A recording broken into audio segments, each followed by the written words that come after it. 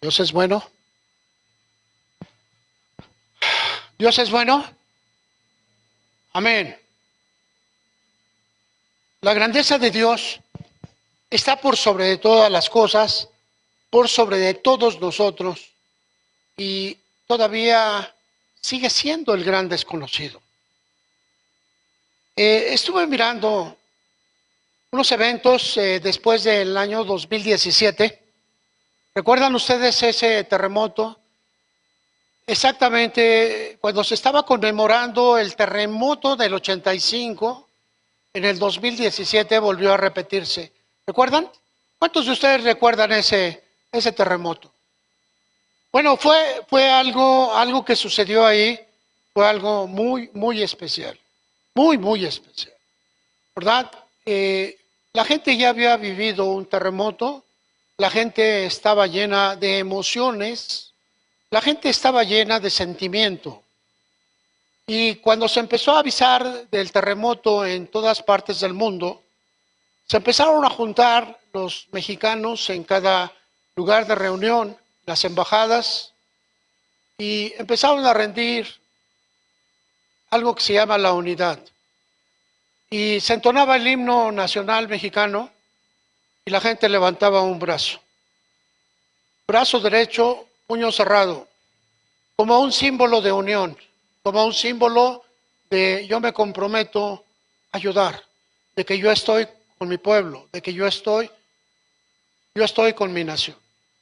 Cuando el mundo empezó a ver todo esto, se sorprendieron de mirar cómo los mexicanos en todas las partes del mundo levantaban sus manos con el puño cerrado en señal de unión, unidad.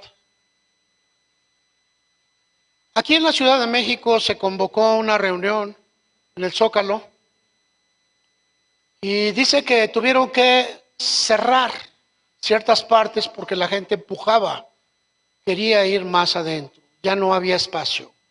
Las calles tuvieron que ser bloqueadas porque la gente seguía queriendo entrar a la plancha. Y vino un soldado, un sargento de infantería, que fue el encargado de hacer sonar la trompeta por 3 veces. El sonido de marcha, el sonido del silencio, ¿verdad? El toque de la muerte, de la despedida. Y sonó una vez y la gente levantó las manos. Y sonó otra vez y la gente emocionada, algunos, empezaron a llorar. Sonó la tercera vez y la gente estaba como si estuviera en un momento tan especial. Todos ellos tenían el puño arriba. ¿Alguno de ustedes miró esas celebraciones? ¿Alguno de ustedes las miró? Todavía puede irse al YouTube y pedir el toque de silencio del 2017. Quiero que entienda esa emoción tan fuerte. Quiero que entienda cómo hay personas que a través de la emoción hacen cambios, hacen cosas muy especiales. Sin embargo, la emoción, al ser un producto almático, empieza a desgranarse, ¿verdad? Empieza a perder la emoción, empieza a perder las circunstancias. Yo quiero hablarte algo de ahora que voy a iniciar pidiéndole que se levanten todos, un momentito solamente. Póngase de pie, por favor.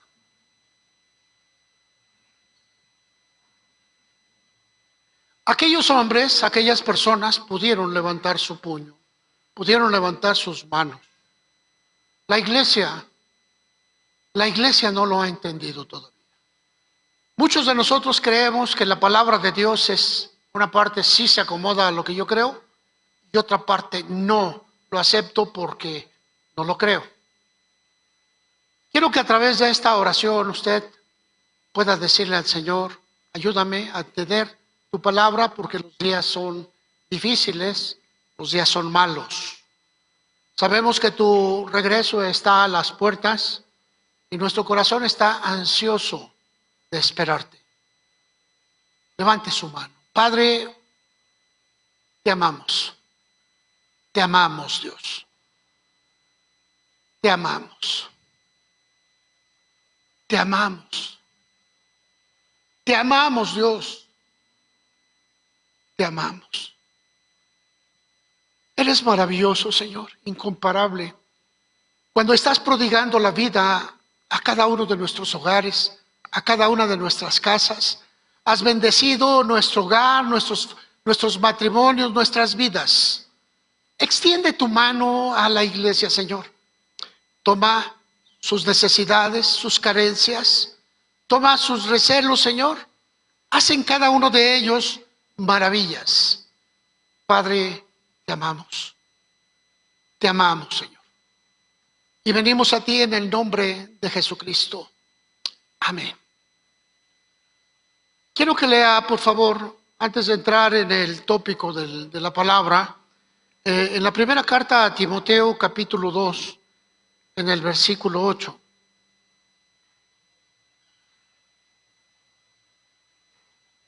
¿Está conmigo? Primera carta de Timoteo, capítulo 2, versículo 8. Dice, quiero pues que los hombres oren en todo lugar, levantando manos santas, sin ira ni contienda.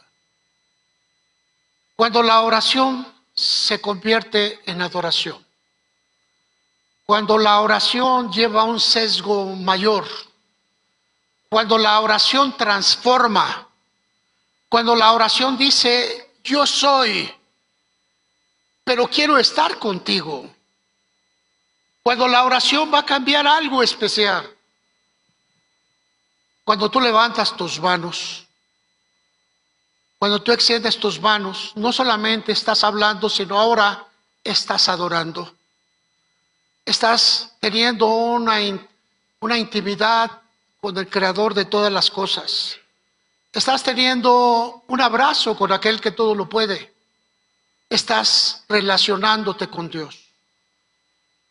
El levantar las manos ha sido algo tan fuerte que el enemigo se infiltró en la doctrina cristiana para decirles, no lo hagan, no levantes tus manos, no adores de esa manera.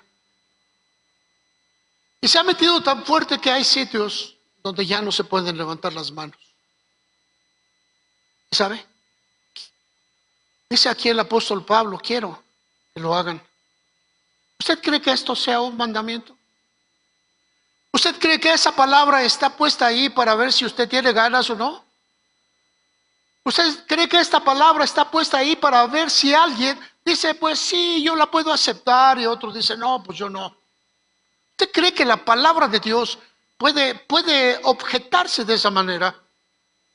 Entonces no hemos entendido el concepto más grande, que es la fe. ¿Qué es la fe? Yo quiero hablarles acerca de este punto, ¿verdad? Quise darles este aspecto introductorio para que se dé usted cuenta de que existe una gran lucha espiritual de la cual muchos de nosotros no nos damos cuenta, cómo estamos siendo golpeados y cómo estamos siendo dominados por el concepto de incredulidad. Así que hoy le decimos a los hermanos, varones, porque es su responsabilidad enseñar, pero a veces los hermanos están como, pues no, como que no es para mí, no, pues esto es un mandamiento, hermano, esto es un mandamiento. No le está preguntando a ver si quiere hacerlo, se le está ordenando, pero es una orden de amor, es una orden espiritual, es una ordenanza que está allí. Cuando en el año 2017, cuando vino ese terremoto en la Ciudad de México, todos los partidos de fútbol en los estadios, se guardó un tiempo de silencio, un minuto de silencio. Y sabe, a nadie se le ordenó, pero inmediatamente levantaron sus manos. En cada estadio de fútbol, en cada estadio deportivo, se ponían de pie al encontrarse con ese minuto de silencio y lo hacían de esta manera. Y si una cosa emocionante pudo guardar tantas cosas, ¿por qué no un mandamiento que el Señor nuestro Dios nos ordena? He estado hablándote acerca de lo que es la doctrina de Cristo. Ven conmigo a Hebreos capítulo 6 y vamos a entrar al tema. En el versículo 1 en adelante dice así. Hermanos, ¿no quieren pasarse por aquí en el centro? Que nos centremos un poco más. Dice así: por tanto, dejando ya los rudimentos de la doctrina de Cristo, vamos adelante a la perfección, no echando otra vez el fundamento del arrepentimiento de obras muertas, 1, de la fe en Dios, 2, de las doctrinas de bautismos, 3, de la imposición de manos, 4, de la resurrección de los muertos, 5, y del juicio eterno, 6. Estos 6 fundamentos componen la doctrina de Cristo. Estos 6 fundamentos son rudos. Todavía falta la afinación de cada uno de ellos. Falta entrar al detalle, a mirar cómo lo aplicamos a nuestra vida y cómo somos transformados. Estos hablan acerca del fundamento, de lo que creemos, de lo que somos. El día de hoy voy a hablarte de la fe en Dios. Fíjate que no dice de la fe de Dios, aunque también está puesta la fe en Dios. Hemos hablado acerca del arrepentimiento de obras muertas, lo que el hombre cree y negocia con Dios. Y le dice: Dios, no creas que yo voy a hacer eso, yo voy a hacer otras cosas. Pero al hacerlo, convierte un aspecto religare o religión para acercarse a Dios, pero son cosas que Dios no pidió. Encontramos desde el sacerdote creando una adoración nueva, ¿verdad? Le llamaron el fuego extraño y fueron los 2 hijos principales de Aarón. Sacaron un incensario y empezaron a hacer cosas que Dios nunca les pidió. Así también hoy podemos mirar que se habla de un evangelio diferente y estamos perdiendo gran parte de ese gran llamado que tenemos, de esa gran invitación. Obras muertas, lo estuvimos mirando, lo terminamos. Después, la fe en Dios, que es la que vamos a iniciar en este momento. La doctrina de bautismos, 4 bautismos que te van a llevar al verdadero discipulado. Bautismo en el Padre, nuevo nacimiento. Bautismo en el Hijo, la integración en la iglesia, la integración en el cuerpo. Bautismo en el Espíritu Santo, el sello, la adopción, la investidura. Y bautismo número 4 en fuego, que representa el sufrimiento y el costo que vas a pagar por ser cristiano. Amén. No te espantes, eso es lo que dice la Escritura. Yo no lo inventé. También vamos a ver de la imposición de las manos, la transmisión espiritual, la delegación, el levantamiento, la sanidad. Vamos a ver el echar fuera demonios en este pasaje, en esta doctrina. Vamos a ver todo esto en la imposición de las manos, ¿verdad? Está pendiente. La resurrección de los muertos, las 2 resurrecciones, la resurrección de gloria y la resurrección de condenación. También ya las vimos, también ya pasamos. Y luego viene el juicio eterno. El juicio eterno que se compone en un juicio sumario de Cristo, el tribunal de Cristo y el juicio del gran trono blanco. A grandes rasgos, esto es la doctrina de Cristo, que tú, como cristiano, debes de saber, al menos en su aspecto rudo, en su aspecto de fundamento. Y lo demás, pues se va a ir tocando paso a paso. ¿Amén? Se va a ir desarrollando. La palabra bautismo no significa que lo vas a recibir una sola vez y te vas a olvidar, no. Significa que vas a ser metido dentro. Esa doctrina es para que la vivas siempre. Esa doctrina es para que la tengas en tu corazón y te lleve a la transformación. Bueno, amado hermano, aquí miramos dentro de todo esto, estos rudimentos o fundamentos, y podemos pasar al capítulo 11, versículo 1, y aquí damos inicio. ¿verdad? La doctrina de la fe. Muchas veces hemos pensado que fe es, yo voy a hacer lo que yo crea, pero no, hermano. Mira, veamos versículo 1, 11:1.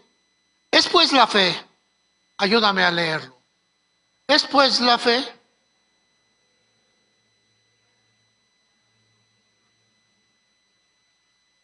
Porque por ella alcanzaron buen testimonio los antiguos, ustedes. A ver, otra vez, el versículo 3, ustedes. ¿Por la fe?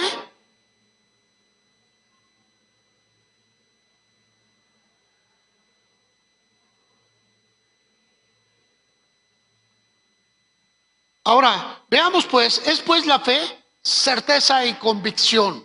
Certeza y convicción. Puede usted subrayar lo que no se ve. Y como vamos a mirar las cosas que no se ven, tenemos que confiar en la palabra de Dios. Así que la certeza y la convicción van a ser los elementos más fuertes de la fe. Certeza y convicción. Pero, ¿cómo podemos saber que algo es cierto? Bueno, amado hermano, la Escritura nos dice cómo fue creado el cielo, la tierra, el mar, los animales y el hombre, ¿verdad? Nos dice, pero nosotros no estábamos ahí. Pero nosotros no tenemos una evidencia física, no tenemos un filme grabando la creación.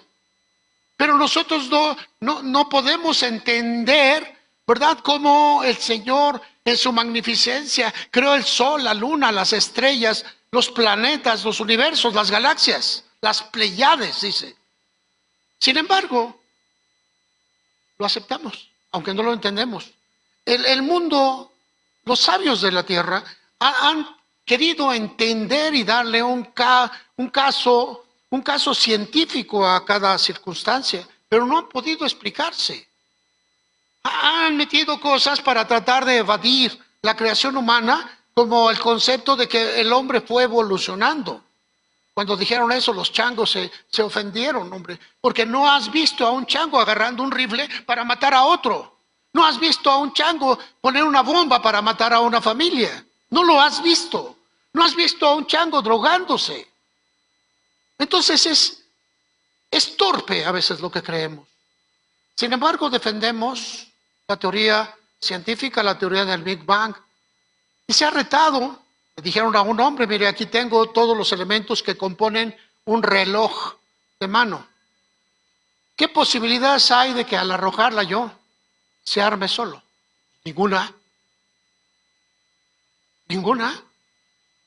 Y luego le hicieron otra pregunta. Bueno, usted es un científico. ¿Qué vino primero, el huevo o la gallina? La gran pregunta. Y dice, pues tampoco lo sabemos. Y se da cuenta de su ignorancia. La Biblia nos dice que fueron creados. Creados. El hombre primero no pasó por una niñez, el hombre fue creado adulto. Los primeros hombres, Adán y Eva, fueron creados adultos. Pero nosotros no estábamos ahí. ¿Cómo podemos aceptarlo? Es que el hombre vino evolucionando. ¿Y de dónde salió el chango? Si el hombre evolucionó, ¿de dónde vinieron los animales? Y podemos meter un chorro de cosas de ese tipo. Pero en el versículo 3 dice, por la fe, entendemos. Entendemos. ¿Por qué, hermanos? Lo que usted entienda es lo que usted acepta. ¿Amén? Gloria a Dios. Lo que usted entienda es lo que usted acepta. Y fíjese aquí, dice pues la fe, certeza y convicción. Pero aquí habla de algo, de lo que no se ve. Es inobjetable que el viento sopla de algún lado, se origina en algún punto.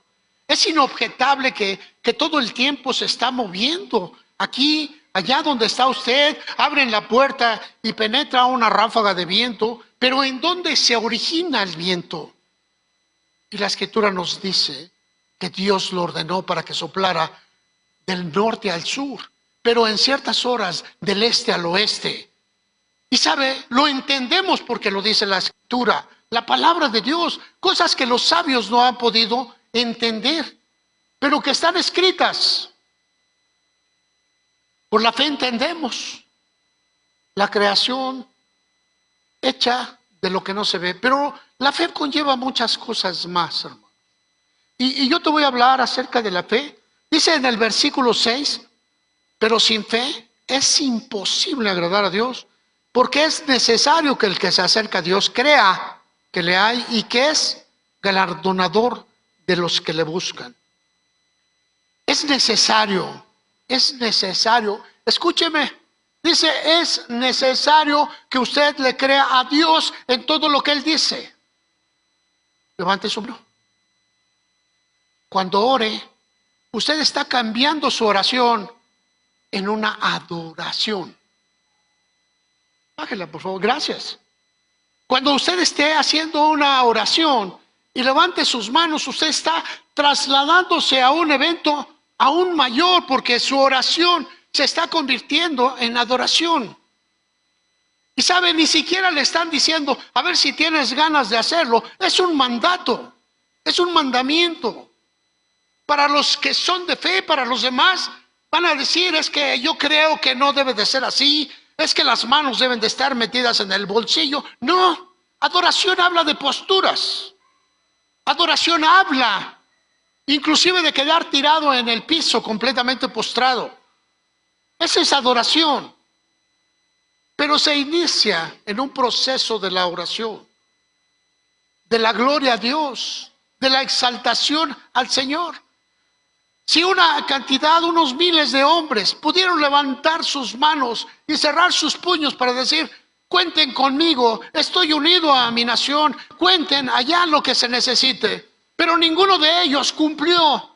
Ninguno de esas personas pudieron mandar algo para los hermanos en desgracia. Era solamente un aspecto emocionante, un aspecto de emoción. Y sonó la trompeta por 3 veces. Por 3 veces. Y se sentía una emoción que podía partirse. Pero era eso, un aspecto almático. Era un aspecto de emoción nada más. Y cuando la palabra de Dios se torna un aspecto emocionante, hay que emocionar todo el tiempo a la iglesia. Hay que mantenerla viva a través de las emociones. Pero la palabra de Dios dice que separa el alma del espíritu. Es como una espada cortante de 2 filos. Y pone en entredicho las intenciones y los pensamientos del corazón. ¿Sabes por qué? Porque la fe es mucho más que una simple palabra. La fe es tu relación con Dios verdaderamente y espiritualmente. Sin fe es imposible agradar a Dios. Sin esa relación no puedes adorar a Dios. Sin esa fe no puedes. Dice que los demonios también creen y tiemblan porque ellos no pueden tener fe, porque la fe es un abrazo en el Espíritu con Dios, es la sumisión, es la obediencia, es la relación que tú vas a tener con el Señor. La fe, muchas veces pensamos que es, a ver cómo me siento, ay, es que ahora sí me siento con fe. No, hermano, la fe es una relación con Dios y a través de esa relación, la palabra que tú recibes va a transformar todo tu entorno. ¿Ven? Sin fe es imposible agradar a Dios porque es necesario que el que se acerca a Dios crea que lo hay. Es necesario. Entonces, amado hermano, hace un momento te pedí que levantaras tus manos al hacer una oración. Si tú no crees en Dios, vas a decir, es que no es importante, pero eso es lo que te pide Dios. Es que a mí no, a mí me enseñaron que uno tiene que estar estático. Sí, pero esto es lo que te dice Dios. La palabra de Dios dice inspirada por el Espíritu Santo. ¿Correcto?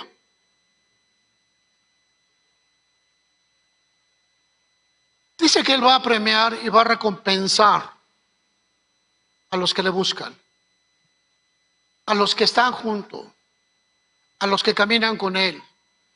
Quiero que te imagines un momentito una relación con Dios. Una relación en donde Él está en ti y tú estás en Él. Esto es lo que hace la fe. Olvídate de los sucesos que vengan después, o como dice la gente, hay que despertar el poder de Dios mediante la fe.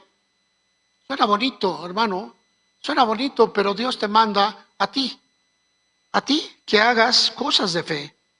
Ahora, se establece que el creer es fe, pero creer implica, es aquello que tú ya certificaste como verdadero. Como certificaste y lo abrazas, el creer es eso. Tú no puedes creer y sujetarte a lo que no estás dispuesto a obedecer. Cuando tú crees, obedeces, te sujetas. La fe dice que nos acerca a Dios, ¿verdad? Veamos en la primera carta de San Juan, capítulo 5, y voy a rebotar mucho, pero creo que es necesario. 5:1, y vemos aquí ese subtítulo que tiene ahí, la fe que vence al mundo. ¿Por qué, hermano? Porque el mundo se va a convertir en tu enemigo. Queremos sujetarnos a lo que vemos y no a lo que nos dice la Escritura que no se ve, ¿verdad? Y dice así: todo aquel que cree que Jesús es el Cristo es nacido de Dios. Pero esa palabra creer no implica, porque los demonios también creen y tiemblan. Así que está hablando de otro tipo de relación. Y dice: y todo aquel que ama al que engendró, ama también al que ha sido engendrado por él. Todo aquel que cree que Jesús es el Cristo es nacido de Dios. Y versículo 2, y en esto conocemos, y la palabra conocer aquí va a implicar a tomar un lugar muy especial, lo que tú abrazas, lo que está dentro de ti. Lo más cercano a esta palabra es la relación íntima que tiene un esposo con una esposa, en donde se abrazan y se convierten en una sola carne, uno solo.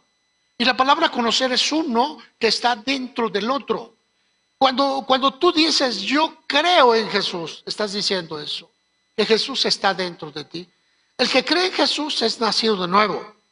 En esto conocemos que amamos a los hijos de Dios, cuando amamos a Dios y guardamos sus mandamientos. Y aquí viene otro punto: no puedes amar a la gente si no amas a Dios.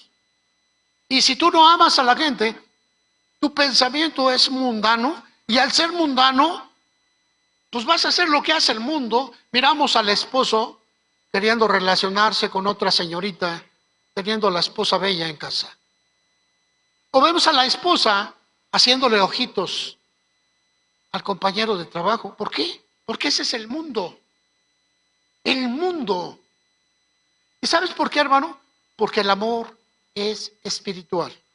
Y todas las cosas de Dios son espirituales. En eso conocemos que amamos a los hijos de Dios cuando amamos a Dios y guardamos sus mandamientos. Pues este es el amor a Dios, que guardemos sus mandamientos, y sus mandamientos no son gravosos. Podemos decir que amamos a Dios, pero con cosas tan simples como hoy, levanta tu mano, te causa problemas. El congregarse te causa problemas, pero dices que amas a Dios. El tributarle en una ofrenda te causa problemas, porque para eso hay que creer en Dios. Está relacionado, ser parte de. Porque todo lo que es nacido de Dios vence al mundo, y esta es la victoria que ha vencido al mundo. ¿Qué? Nuestra fe. Ahora, tienes una lucha espiritual, hermano. Si tú crees que se te va a aparecer el diablo con unos cuernotes así como de esos cornudos de, ¿cómo le llaman? De bestias, cuernos largos que son tejanos, a unos notes ahí, ¿verdad? ¿Tú crees que se te va a aparecer así? Te digo, no. Dice la Escritura que se disfraza como un ángel de luz, se disfraza como algo bueno. Le decía a Jesús: oye Jesús, pues mira, bien fácil, convierte esas piedras en panes. Lo estaba retando a que le obedeciera mediante un engaño. ¿Y cuántas veces ha tratado de engañarte? Muchas. El diablo es un engañador, hermano, y es el tema que pronto te lo voy a dar también, el gran engañador, y te vas a dar cuenta que cómo se infiltró en la iglesia y cómo está rompiendo la doctrina y cómo ha hecho pedazos los grupos. Ahora no adoran, ahora creen que el culto es para que ellos se sientan bien. La gente está pendiente de que no se moleste el hermano porque se puede ir. O que la hermanita que quiere dar su testimonio, ¿verdad? Venga y tome el lugar porque quiere que todos le escuchen. Palabra profética, mis sueños, está mal, no vemos la escritura. Y eso es lo que tenemos hoy en muchas partes. Fíjense aquí, dice todavía, versículo 5, algo bien importante. ¿Quién es el que vence al mundo? Sino el que cree que Jesús es el Hijo de Dios. ¿Y sabes por qué Jesús, hermano? Porque Jesús es la puerta a la eternidad. Jesús es el camino. Jesús es la verdad de la humanidad. Jesús es la vida eterna. Pero Jesús solamente significa el Salvador. Entonces sí, porque Él cuando entró al mundo se despojó de su divinidad y habitó como hombre, como Jesús para poder ser el Mesías o el Cristo. El hombre que se convierte en el Cristo. Y de esta manera viene Jesús. Y después vas a ver nombres como Jesús, una, como el Cristo, el Mesías, dos, como Jesús, el Cristo o Jesucristo. Y cada uno de ellos nos dice una personalidad diferente. Primero, Jesús, el Hijo de Dios que se despojó de su divinidad para enseñarnos a caminar de esa manera y poder tener todo lo que Él tiene mediante nuestra relación con Dios, llenándonos del Espíritu Santo. Dos, Jesús es el Cristo, el esperado, el Shiloh, el Mesías, el que esperan todas las naciones. A los suyos vino, pero los suyos, aleluya, ¿sabes? Pero lo bueno es que los suyos no están en la iglesia, ¿verdad? ¿O sí? ¿Sí o no? A los suyos vino, pero estaban ocupados en el fútbol. A los suyos vino, pero estaban ocupados haciendo más dinero. A los suyos vino, pero ellos tenían otro pensamiento.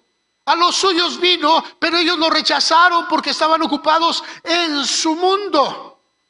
Por eso dice que la fe vence al mundo. Y cuando tú vienes a la iglesia, tienes que hacer una batalla. A veces terrible, ¿verdad? Me quedo o voy.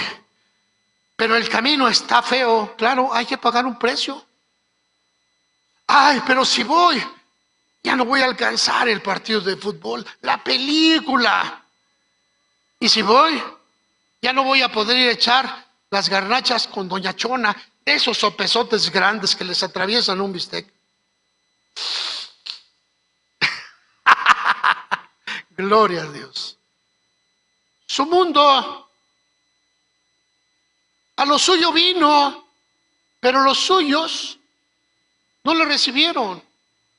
Y sabe, amado, a veces pensamos luego, ay, pues son los judíos. No, hermano.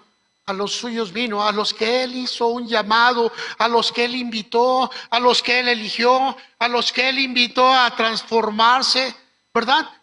Y los predestinó, pero ellos no le recibieron. No le recibieron. Porque a los que le recibieron les dio la potestad de convertirse en hijos de Dios. San Juan 1:12. Evangelio de San Juan 1:12. ¿Verdad? Aquí miramos ese concepto de transformación. ¿Saben lo que está en riesgo? Lo que está en juego no es entretenerlo a usted. Lo que está en juego es la vida eterna. Qué triste es hablar de una persona que se suicida. Y hace un momento escuchamos un concepto de ello. ¿Verdad? ¿Por qué? Porque no tiene fe, porque no tuvo dónde agarrarse, porque prefirió escuchar al mundo, su mundo.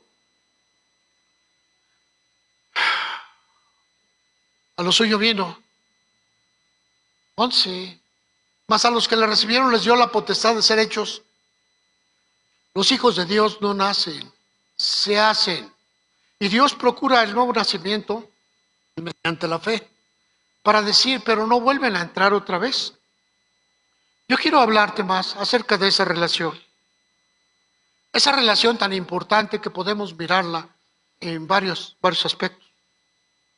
¿Qué te parece si vemos un héroe de la fe? Está en Hebreos 11:4, pero quiero que lo veamos en el Génesis, capítulo 4, versículo 1. ¿Sí? Habla de la historia de un hombre llamado Abel y Caín. ¿Ya leyeron esa historia? Yo creo que sí, muchas veces, ¿verdad? Abel y Caín, o Caín y Abel. ¿Sabe algo? Estaba mirando el comentario de un escritor que estaba diciendo que ambos eran mellizos, es decir, eran no gemelos, sino que vienen en la misma bolsa, cuates, pues se les llama mellizos, es la palabra. Dice que ambos venían, así como entró Judá, así como vino Jacob y Esaú, y etcétera, etcétera, ¿verdad? Pero dice aquí la escritura, conoció a Adán a su mujer Eva, la cual concibió y dio a luz a Caín. Dijo, por voluntad de Jehová, he adquirido varón. Después, y se presume que es inmediatamente después, dio a luz a su hermano Abel. Abel fue pastor de ovejas y Caín labrador de la tierra. Aconteció que andando el tiempo, que Caín trajo del fruto de la tierra una ofrenda a Jehová, y Abel trajo también de los primogénitos de sus ovejas, de los más gordos de ella, lo mejor de lo mejor. ¿Sabes? Se cree que Dios les daba algún tipo de enseñanza mediante alguna indicación, y ambos decidieron ofrendar un día determinado. Ambos prepararon sus ofrendas. Abel entendió que el gran creador merece todo. Él entendió que el gran creador merece lo mejor de lo mejor que ha puesto en nuestras manos. Pero Caín fue y agarró un atado de cereales quizá y lo llevó, dice la escritura, ¿verdad? Solo lo presentó, trajo del fruto de la tierra. A ver, tráele unos plátanos, y por favor de los plátanos esos que ya están manchaditos, ¿verdad? Esos que ya no se venden. Estaba pensando en Caín como un comerciante, como alguien, ¿verdad? A veces me da risa cuando abro el sobre de la ofrenda y me sale un billete roto. Ya no cabía en su cartera, hermano. Ya no lo podía, ya se lo habían rechazado en la tienda. ¿A quién se lo iba a traer? ¿Al pastor? Todo eso yo lo dedico a Dios antes de abrirlo. Y usted lo dedica antes de depositarlo en la ofrenda. Señor, esto es mi vida. Pero le pone un pedazo de su vida, le faltó. Pero, ¿por qué, hermano? Porque no cree lo que está haciendo. No tiene esa relación con Dios. No está ligado con el Señor. Y dice la escritura que Abel fue a buscar lo mejor de lo mejor porque su corazón estaba ligado con Dios. Pero Caín dijo, pues ni lo veo, ni sé si es cierto. A lo mejor es una mentira de las naciones. Quizá es el opio de los pueblos. Pero por no dejar, porque es una enseñanza de los padres, fue y trajo frutos de la tierra, fue y trajo lo que había cosechado, no lo mejor, ¿verdad? No lo mejor. Y dice la escritura que Dios miró con agrado. Fíjese lo que dice, miró con agrado la ofrenda de Abel y con desagrado la ofrenda de Caín. ¿De qué manera lo supieron ellos? ¿De qué manera pudieron observar a Dios que recibe la ofrenda? Ay, mi hijo amado. Y recibe la ofrenda y dicen, ¿no tenías algo más peor? ¿Sabe? Dice que así lo estaba viendo Dios. Y eran gemelos, fueron educados en la misma manera. Fueron creados en la misma cultura. Recibieron la misma educación. Fueron enseñados en la misma palabra. Pero uno actuó de una forma y otro de otra. ¿Por qué? Porque habla de relación. Porque habla de corazón. Imagínese usted, hermano, que dice que ama a todos sus hijos por igual. Y yo creo que sí, ¿verdad? Los amamos por igual. Sin embargo, a veces uno requiere más cuidado que el otro.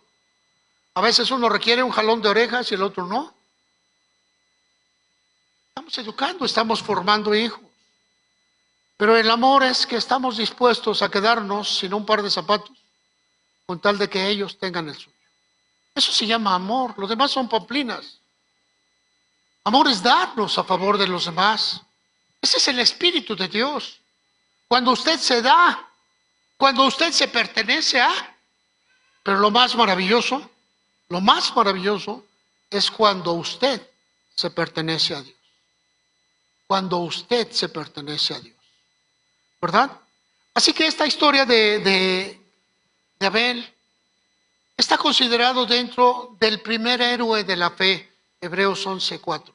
Ahí lo puede ver cómo está considerado dentro de la historia este hombre, que lo único que hizo fue ofrendar y le costó su vida. A él le costó marcar una diferencia. A usted le cuesta marcar una diferencia. A ver, hermano, ¿por qué estás ofrendando todo esto? Pues porque quiero hacerlo, es mi relación con Dios. Pero vienen un hermano y otro hermano, carnales, se sientan en el mismo lugar, tuvieron la misma enseñanza, uno se agarra y saca su ofrenda de corazón y el otro dice, pues nomás porque no se me queden viendo feo. Y vemos aquí que la fe nace en tu relación con Dios. Tu fe es lo que te relaciona con Dios. Y es a través de tu fe como tú vas a crear y hacer más amplia esa fe. Quisiera que me acompañaras aquí en Isaías 1, versículo 11, solo para marcar esto, 1:11. Y es parte de la enseñanza a los sodomitas, ¿verdad? Esto no lo he manejado todavía, es otra parte del sodomismo, pero está hablando aquí que el profeta va y le habla a los príncipes de Sodoma y de Gomorra, y ellos eran religiosos. Ellos cumplían sus preceptos con Dios. Fíjate, dice, ¿para qué me sirve, dice Jehová, la multitud de sus sacrificios? Hastiado estoy de holocaustos de carneros y de cebo de animales gordos. No quiero sangre de bueyes, ni de ovejas, ni machos cabríos. ¿Quién demanda esto de sus manos cuando vienen a presentarse delante de mí para ensuciar mis atrios? No me traigan más vana ofrenda. El incienso me es abominación. Luna nueva y día de reposo, el convocar asambleas, no lo puedo sufrir. Son iniquidad sus fiestas solemnes. Está hablando con las personas que tienen un espíritu de Sodoma y de Gomorra. Personas que son orgullosas, personas que son vanagloriosas, personas que gritan para recibir el aplauso. Eso no es fe, dice el Señor. Eso no es lo que yo quiero. Y ustedes hacen cosas que yo no les ordené. Levante su mano. Lo ordena el Señor cuando adore usted, cuando esté orando. Pero si ahorita, bájela por favor, si ahorita le es difícil cumplir una indicación tan simple como la que le está dando el pastor, porque dice, ay, pues el pastor ya sabe que yo sí adoro bien, ¿verdad? Pero pues ya no voy a levantar las manos. Él ya sabe. Era exactamente lo que decía Sodoma. Justificaba sus propias acciones, creaba sus propios holocaustos, sus propias ofrendas.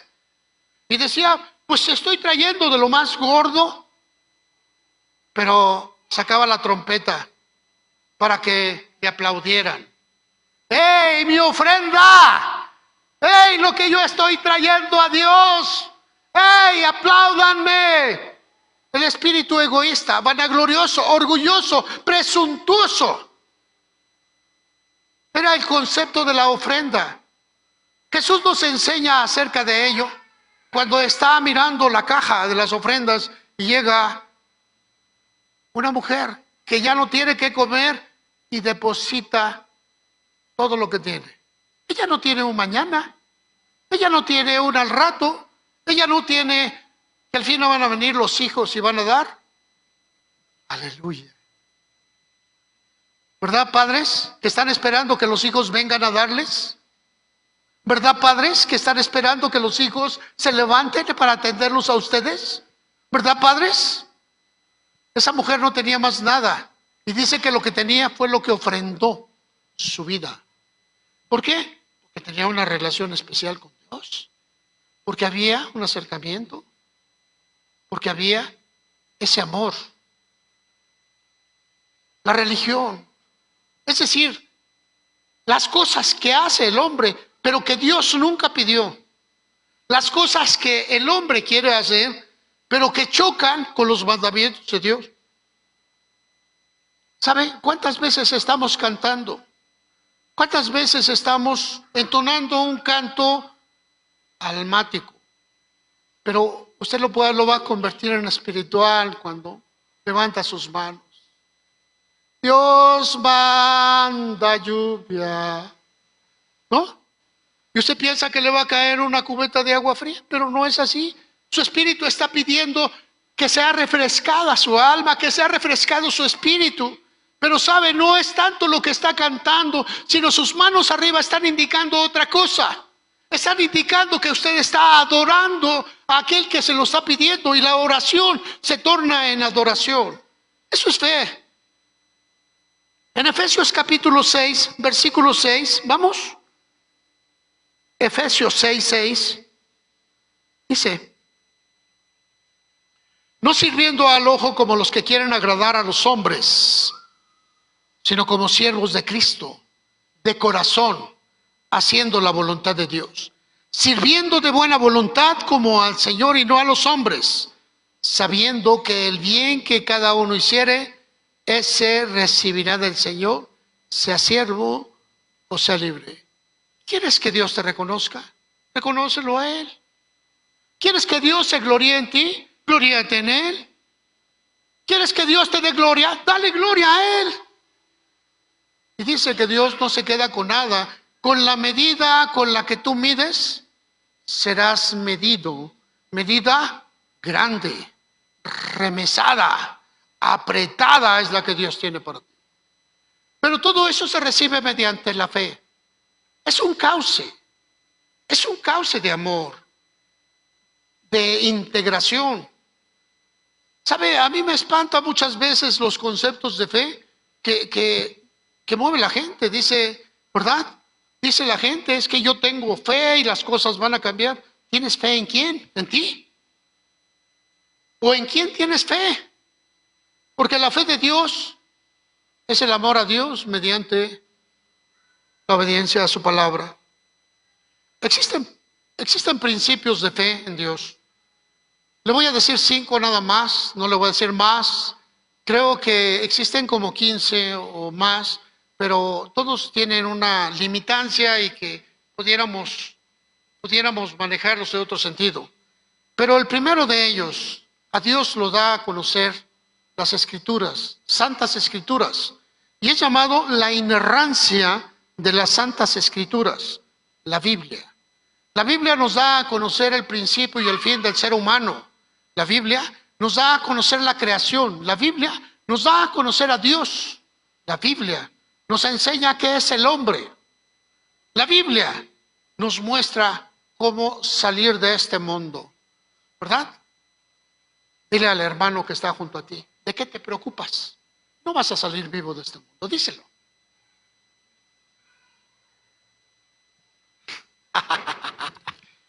¿Sí? Entonces vamos a hablar que el primer principio de fe, las Santas Escrituras, nosotros la tenemos en el compendio llamado Biblia, biblioteca, es decir, compendio de libros. Apenas tenemos 66 libros. Nosotros en la Biblia Valera, en la Biblia independiente, la Biblia libre, ¿verdad? Tenemos 66 libros, 39 en el Antiguo Testamento y 27 en el Nuevo Testamento. La palabra de Dios es infalible, no falla. La palabra de Dios es inspirada. La palabra de Dios es autoritativa. Y la palabra de Dios es eterna, no cambia. Primera base de fe. Pero si usted tiene una Biblia desde hace 25 años y no la lee, quiere decir que su fe no puede estar basada en el conocimiento de Dios. Quiere decir que su relación con Dios no le interesa. Quiere decir que usted busca el favor de Dios sin integrarse a Dios mismo. Segundo principio, Jesucristo es Dios. A veces pensamos, y nos han traído la doctrina trinitaria, el Padre, el Hijo y el Espíritu Santo, y el ángel de Jehová, ¿dónde está? Las teofanías de Dios, porque así se llaman las manifestaciones de Dios. Nosotros queremos encasillar todo en una doctrina, pero no una doctrina que nos enseña de Dios. Es más, no encuentra usted la palabra Trinidad en ninguna parte de la Biblia. Es que el Señor dijo que había que bautizarlos en el nombre del Padre y del Hijo y del Espíritu Santo. Sí, es la manera de hacer un discípulo, dándole la enseñanza que corresponde al Padre, que corresponde al Hijo, que corresponde al Espíritu Santo, y después el precio que va a pagar por ello. Entonces creamos fórmulas y defendemos nuestras fórmulas, aunque Dios, ¿sabe, hermanos? No, el pastor está hablando cosas raras, ¿verdad? Están en la Biblia, hermano. Por eso quiero hablarlas. Porque queremos romper ya ese hilo que nos liga con la tradición de la costumbre, que nos puede llevar a la perdición por medio de la ignorancia. Entonces el segundo concepto de fe mundial, universal, es Jesucristo es Dios. En el principio era el Verbo, San Juan 1:1. En el principio era el Verbo era con Dios y Dios era el Verbo. El Logos, la palabra que se utiliza ahí, palabra que se mueve, palabra que es espíritu, palabra que es creadora, palabra que sustenta. Y en el versículo 14 dice, y el Logos, el Verbo, se hizo carne y habitó en medio de nosotros y vimos su gloria. ¿Sabe, hermano? Jesucristo es Dios. Jesús, el Mesías, se convierte en el Cristo, en el ungido, porque es el primero que recibe la unción del Espíritu Santo. Ahora Él la delega, ahora Él la entrega, ahora Él comisiona, ahora Él llama, ahora Él invita y crea un sacerdocio nuevo, según el orden de Melquisedec. Y el sacerdocio levítico expira. Tercer punto de fe, que Jesús nació de una virgen, pero que fue concebido por el Espíritu Santo. Ay, pastor, ¿a poco usted se cree eso? Claro, claro.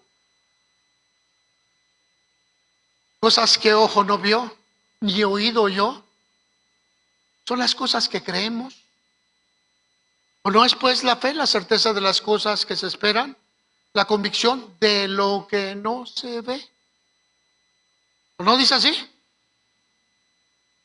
En este tercer punto, el nacimiento virginal y la concepción por el Espíritu Santo ha sido golpeado, debatido, ha sido señalado. Los judíos llaman el gran engaño y mencionan a María como la gran adúltera, mencionan al profeta como un engaño para el pueblo. Sin embargo, hoy empiezan a nacer cosas a través del ADN, ¿verdad? Que sacan una muestra de un ADN y a partir de ahí se puede crear vida. Se puede crear vida a través de una mezcla de ADN, sin siquiera que tienen que haber dos personas. Pero está hablado que el Señor dio al hombre los hijos y a la mujer la tierra fértil. Así que simbólicamente el hombre es el que trae una mochila llena de hijos, a ver en dónde los deposita. Y ese es el problema. Ese es el problema, que la mujer ha permitido que le inoculen un hijo mediante un placer. Sin embargo, en el caso de María, 15 años, 16, se pelean un año. Dice que era virgen, tenía un atuendo que manejaba, que decía que era virgen, y nunca se lo quitó. Vino el embarazo y ella seguía con su atuendo de virgen, Quizá le hicieron gran cantidad de burla, pagó un precio, y cuando nace Jesús, hermano, pues yo creo que hubo muchas cosas. José, el esposo de María, quería irse porque la burla estaba terrible, porque la persecución estaba terrible. Así que lo siguiente es el nacimiento virginal. ¿Usted no lo cree? ¿Sabe? Yo no lo creo, yo lo acepto porque lo dice la Escritura.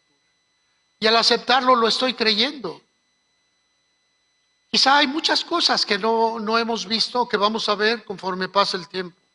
Primero, las palabras de Dios, la Biblia, nos dice quién es Dios. Segundo, Jesucristo es Dios. Tercero, que nació virginalmente de María y fue concebido por el Espíritu Santo. Punto número 4, que es autor de salvación a toda la humanidad por medio del sacrificio en la cruz. No te pide que adores la cruz, sino que la aborrezcas, porque por ella, por esa cruz, mataron a Jesús, al hombre. Con esa cruz, el pueblo romano, representando a la humanidad sin Dios, castigó al justo, despreció a Dios. La cruz, el sitio de tormento más cruel que existía, fue aplicado a Jesús para que tuviera la condición de pagar por cada uno de nuestros pecados. Jesús es autor de la salvación a la humanidad por medio del sacrificio en la cruz y es tomado por su sangre. No quiere decir que vas a ir a lavarte en su sangre, no, es un hecho que ya sucedió. La palabra sangre también significa vida. ¿Ven? ¿Aló? Punto número 5. La fe también habla de la resurrección corporal de Jesús. Hubo personas que volvieron a la vida. Lázaro, Tabita, por citar a algunos, ¿verdad? Anteriormente, el profeta Elías, el profeta Eliseo también hicieron venir a la vida a otras personas, pero volvieron a morir. Pero la palabra resurrección habla de vives, renaces, resucitas para siempre. Y Jesús es la resurrección y la vida. 5 puntos. Resurrección corporal de Jesús, porque Él es el camino. Oír a Dios. Hermano, las cosas que no se ven, hay que volverlas a vivir. ¿Sabes a dónde vas? Sí, yo voy con Jesús. ¿Y tú? ¿También? Yo creo que sí. Estos 5 puntos componen la base de la fe. Las escrituras, santas escrituras, 66 libros. En el año 300 de nuestra época, después de Jesús, le aumentaron 8 libros más. Y esos son llamados apócrifos, no hipócritas, apócrifos. Es decir, fuera del orden bíblico, fuera del orden especial de la Biblia. Se los aumentaron porque convenía por las doctrinas a los muertos, por la invocación a las vírgenes, por los altares llenos de muertos.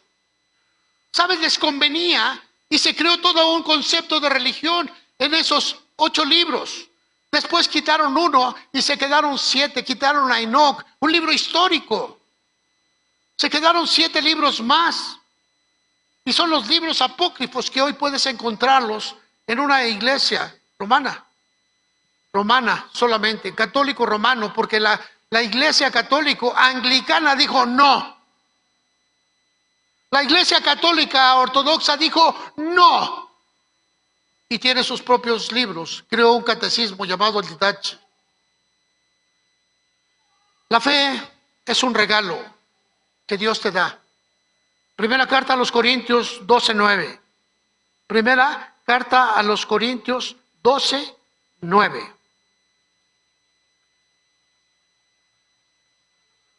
Dice ahí en el 12:9, a otro fe por el mismo Espíritu. Estaba hablando del versículo 8, porque a este es dada por el Espíritu palabra de sabiduría, a otro palabra de ciencias, según el mismo Espíritu, a otro fe por el mismo Espíritu. La fe es un regalo, es un don de Dios para que tú creas más. Nosotros hemos pensado que la fe que mueve montañas, más fuerte que, más grande que un grano de mostaza, ¿verdad? Dice, como Jesús dijo, si tú le dijeras a este monte, muévete, ahora queremos mover a los montes. Yo tengo fe y ese monte lo voy a pasar para acá que está tan solo. Estás mal, hermano. Es un concepto que se utilizaba. Y está hablando de la veracidad, de la certeza de las cosas que no se ven. ¿Ya te cansaste? ¿Le seguimos? La fe, dice que cuando tú naciste, cuando tú empezaste a creer, cuando tú empezaste a acercarse, Romanos 12, versículo 6, dice la escritura que Él te dio una medida de fe. El don de Dios tiene una medida, no es muy grande, pero tú puedes creer. Mira, y es simple. Dile al niño que está junto a ti, dile, ¿verdad? Cierra tus ojitos y vamos a hablar con Dios. Mira, Él no te discute. Él no te dice sus argumentos. Él no te dice por qué. Sencillamente cierra sus ojos porque cree que tú se lo estás diciendo correctamente. Está enlazado contigo. Y si tú estás enlazado con Dios, seguramente. Dice, de manera que teniendo diferentes dones, según la gracia que nos es dada, si el de profecía, úsese conforme a la medida de la fe. Y es la fe, la relación que tú tienes con Dios, lo que te lleva a manejar los diferentes regalos que Dios ha hecho al pueblo. ¿Qué tipos de regalos te dio Dios? Muchos. Uno de ellos es algo que está en ti, que está dormido, que es la generosidad. Algo que también está escondido es el respeto. Algo que está en ti, hermano, es el cariño. Y son palabras que te acabo de decir que son almáticas, pero se convierten en espirituales cuando tú amas. ¿Tú tienes un amigo? ¿Cuántos tienen un amigo? Uno solo. ¿No hay? ¿No hay amigos? Aleluya. ¿Es tu amigo o tú eres amigo de él, de ella? El ser amigos quiere decir que estás dispuesto a dar todo por la persona a la cual tú consideras tu amigo. Puedes decirle, es la persona en donde voy a vaciar mi amor. ¿Sí? Manejado en otras formas, porque quizá tú eres una persona casada y lo estás hablando a través de la amistad, a través del cariño. Y la persona que tú eliges, porque el amigo se elige, no aparece por ahí. Es que me cae re bien. Me hace reír tanto con sus chistes. No. El amigo es aquel que te da de sí cuando tú lo requieres. El amigo es aquel que te da el buen consejo, la buena palabra. El amigo es aquel que camina contigo en tu desgracia. El amigo es aquel que te eligió a ti, no tú a él. Así que quizá tú tienes por ahí una personita que se preocupa cómo vas, se preocupa cómo te levantas, se preocupa cómo amaneciste, se preocupa que haya que comer en tu casa, se preocupa que estés sano, se preocupa. Y decir preocuparse es algo predeterminado para ocuparse. ¿Amén? ¿Sí o no? ¿Tienes un amigo de esos? ¿Sabes? Amado, dijo el Señor, ya no les voy a llamar siervos, les voy a llamar amigos. Me voy a ocupar de ustedes. Me voy a estar con ustedes todo el tiempo. Voy a dar lo mejor que yo tengo a su favor. Y nos enseña que un amigo es eso. Elige a una persona, dice, ustedes son mis amigos si hacen lo que yo les diga, ¿verdad? Entonces antepone la obediencia. ¿Qué requisito pedirías tú para tener un amigo? Helen, ¿qué requisito pedirías tú para tener una amiga? Bien. Así como los perritos.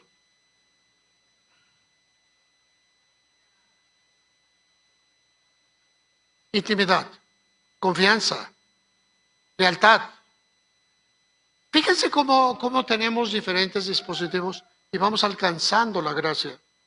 El amigo es alguien muy importante, dice el Señor, ya no los voy a llamar. Los voy a llamar ahora amigos, porque voy a dar mi vida por ustedes. El amigo da su vida por los demás, sus amigos. No es por todos, porque de tal manera amó Dios al mundo que salvó solamente a los que creen, a los que no creen, cuello.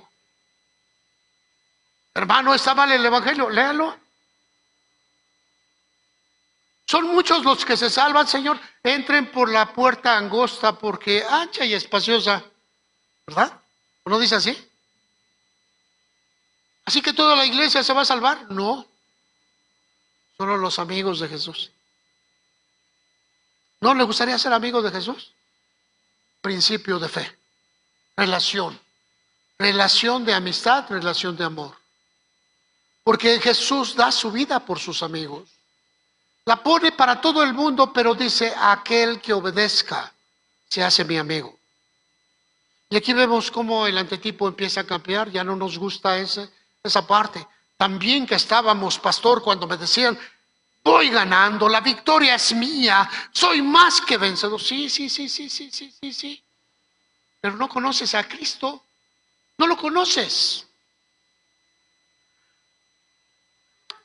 Vamos a ver algo especial ahorita.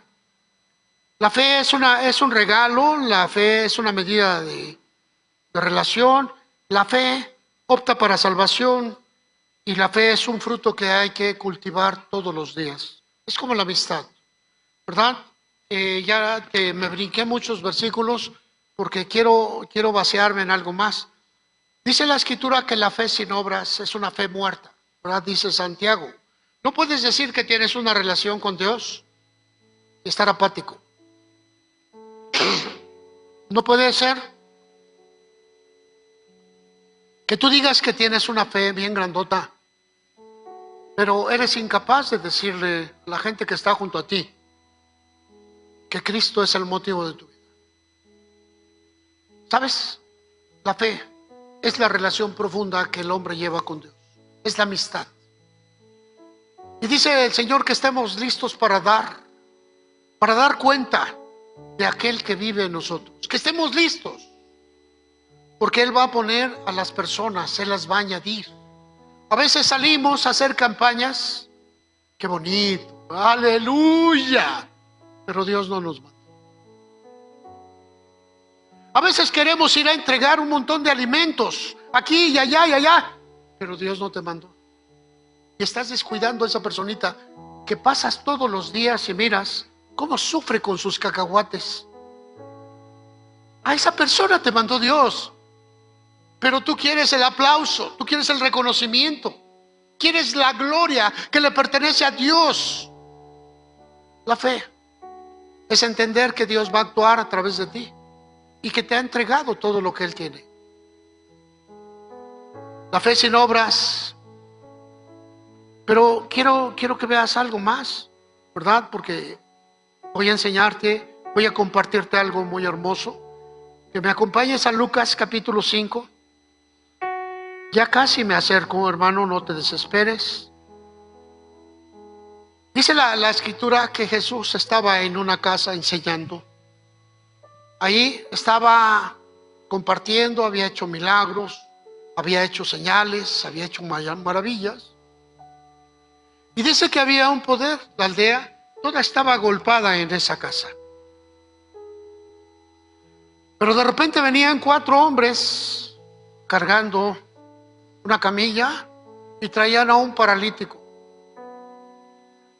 En el versículo 18, 5:18 dice, sucedió que unos hombres que traían en un lecho a un hombre que estaba paralítico, procuraban llevarle adentro y ponerlo delante de él. Amigos, hermano, ¿qué amigo tú crees? Si tú estuvieras incapacitado, ¿qué amigo crees que te llevaría? Se necesita que seas amigo de alguien para que te eches a cuestas esa responsabilidad.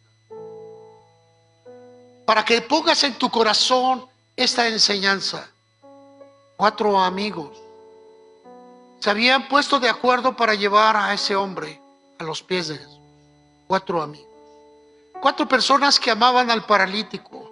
4 personas que sufrían por la incapacidad de este hombre. 4 personas que se dolían de las circunstancias, pero eran amigos. Y decían, no podemos decir que somos sus amigos.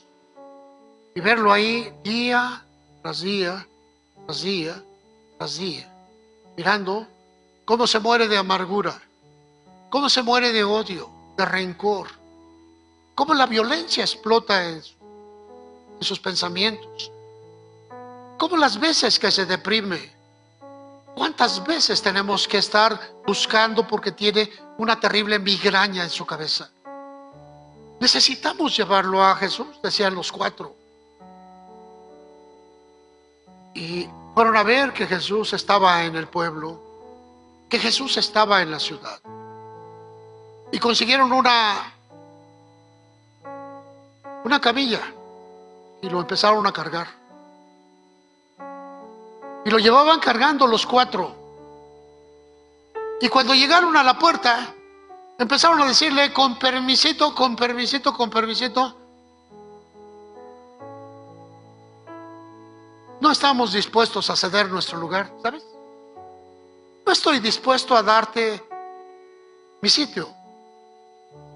1, por envidia. 2, porque realmente las cosas de Dios no se pueden soltar. Y este va a ser un anuncio especial. Cuando Dios te dé un encargo, no lo sueltes, porque si lo sueltas, no va a volver a venir. Esos 4 hombres llegaron ahí con su camilla y la puerta abarrotada, nadie se movió, nadie dijo nada. Y dijeron, ¿qué vamos a hacer? Dice la escritura, ¿verdad? Versículo 19, no hallando cómo hacerlo a causa de la multitud, subieron encima de la casa y por el tejado le bajaron con el lecho poniéndolo en medio, delante de Jesús. Te voy a decir algo, hermano. Ellos rompieron el techo. Y quiero decirte que para encontrarse con Jesús muchas veces hay que romper el techo.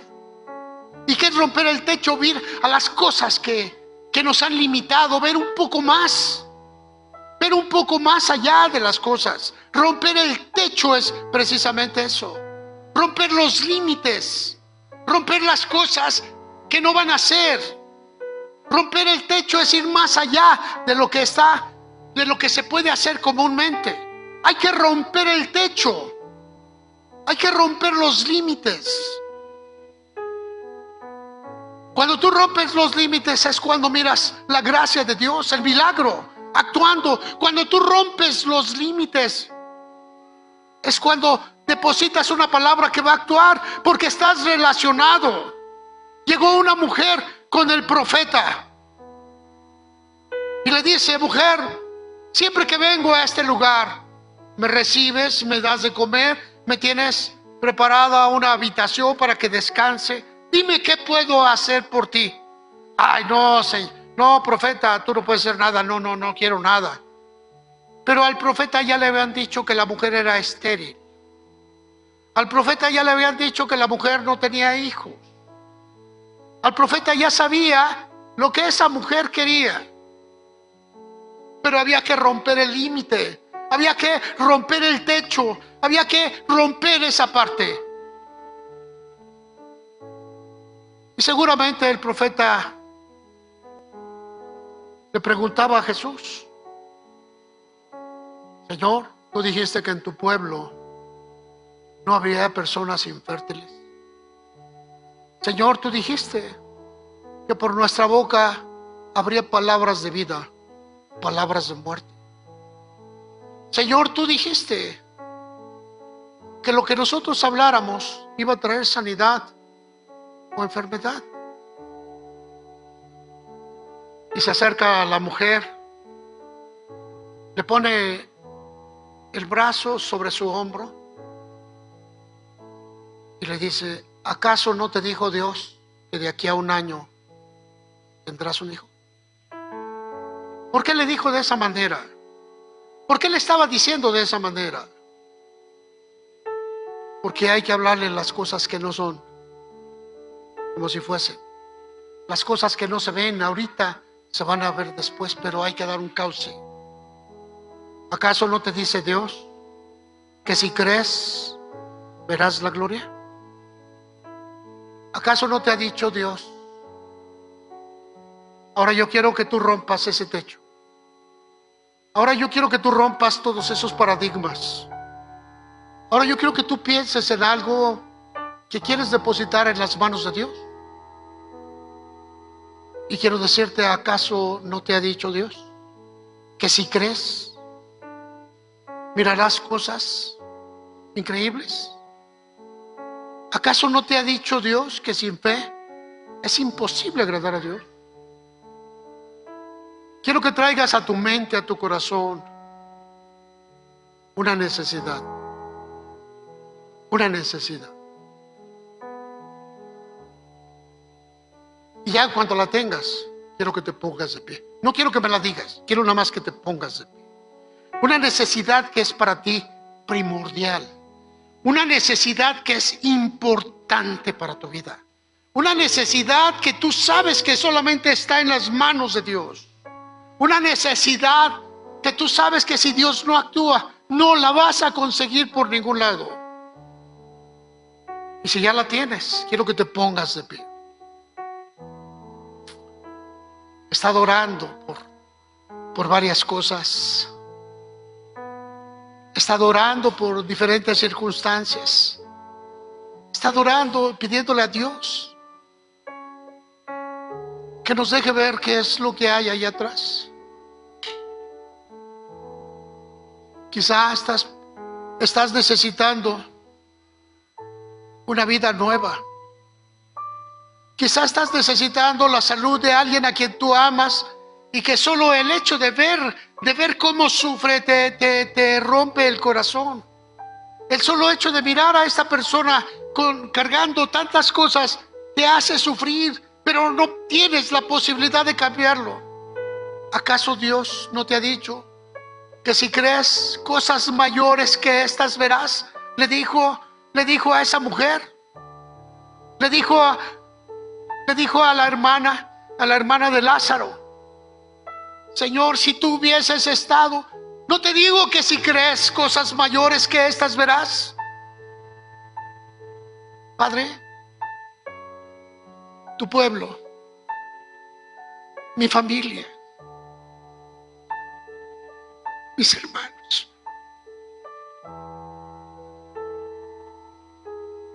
gente a quien yo amo. Mira, Señor, Padre, ese organismo descompuesto, ese organismo infértil. Mira, Señor, dale lo que anhela. Mira, Padre,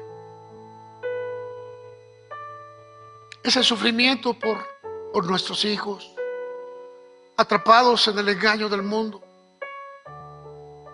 nuestros nietos, nuestros bisnietos, Señor, alcánzalos porque se van a perder. ¿Acaso no te ha dicho Dios que si crees? ¿Acaso no te ha dicho Dios que si confiesas con tu boca que Jesucristo es el Señor de esa circunstancia, serás salvo? ¿Acaso no es Dios el que te está diciendo hoy que si crees? Porque al que cree todo le es posible. Ahora recibe lo que Dios tiene para ti. Recibe esa sanidad que tú anhelas, que tú buscas. Recibe esa restauración, esa recuperación.